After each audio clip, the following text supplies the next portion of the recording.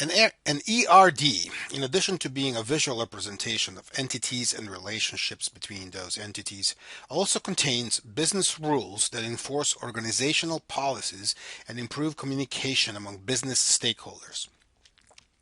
If a customer must have at least one order to be considered customer, or the fact that employee must have a supervisor, those are business rules that enforce these organizational policies. This also makes it clear what is a customer and who supervises whom, improving the communication between customers, employees, and other business stakeholders.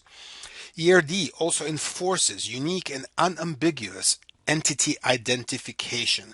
Customer or employee ID is unique and consistent throughout the organization, rather than different departments identifying customers and department employees in different ways. Further, connections among business entities are clearly defined. An employee takes an order, but an order can also be placed online. So not every order will have an employee attached to it. This and this and all the other painstakingly defined minimum and maximum cardinalities we've been layering over this entire video precisely define the relationship between business entities.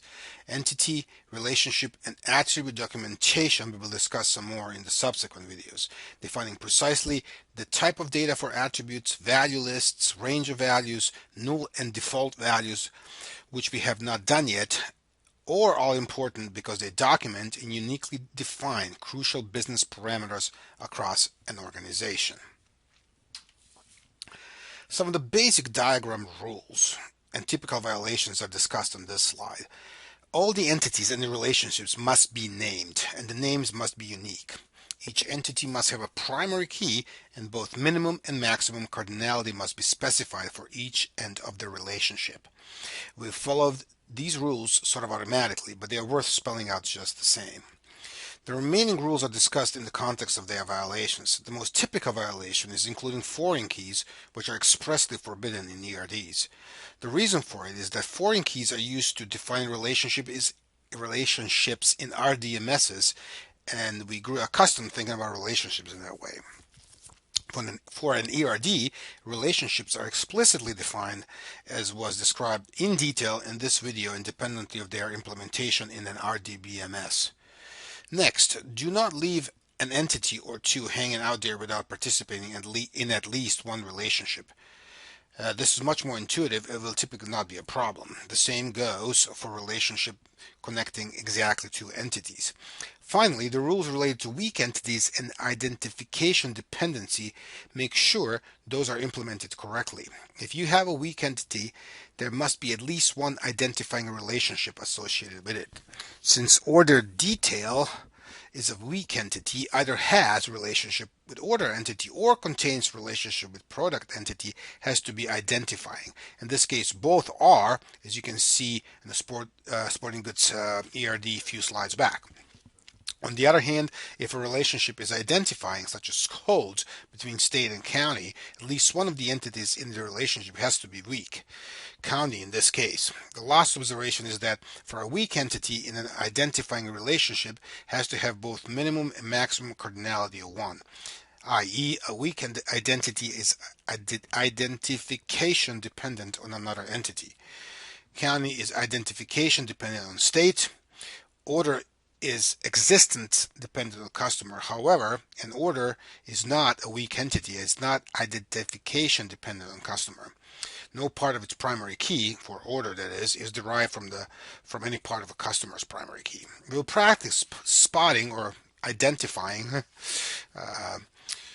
some of these diagram rule violations when we work on some in-class and assignment projects. For now, let's just switch back to the ER Assistant. You'll notice that I completed the ER diagram by adding these employee attributes and sort of cleaned it up a little bit. And then under View, check diagram option allows you to check diagram for these violations and inconsistencies. Okay, right now we're not going to have any, but when I first ran it, I did get several of them that stemmed or came from the fact that we're copy pasting some stuff. So you probably will get some, and it will be sort of interesting for you to sort of read and see what they are. And it has to do with weak entities, with entities not being in relationships, or at least one relationships, and so forth. Okay, going back to the presentation. Although crow's foot ERD notation that we've been using throughout this entire video recording series is used the most, it is not the only one out there.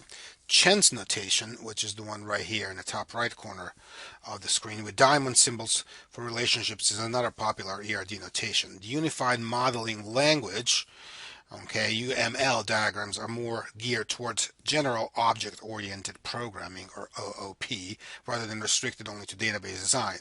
UML's object, their attributes and behaviors are visually represented in class diagrams with associations connecting the objects and defining cardinality. So there's sort of a lot of similarities between UML and crow's foot notation, as well as the Chen notation. Okay, finally made it to the summary slide. We discussed basic ERD concepts and terminology using crow's foot ERD notation. At this point, we should be acquainted with entities and relationships, including all the nuances associated with minimum and maximum cardinalities. We also mentioned less common but important self-referencing relationships, weak entities, and identification dependency, as well as generalization hierarchies. We are also becoming familiar with ER Assistant, our diagramming software tool, which allowed us to design simple business databases by implementing entities, relationships, and all the details associated with these discussed in this video. Finally, we discussed the impact of ERDs on organizational communication and went over most of the diagramming rules. We will reinforce what we learned with several in-class and assignment projects next.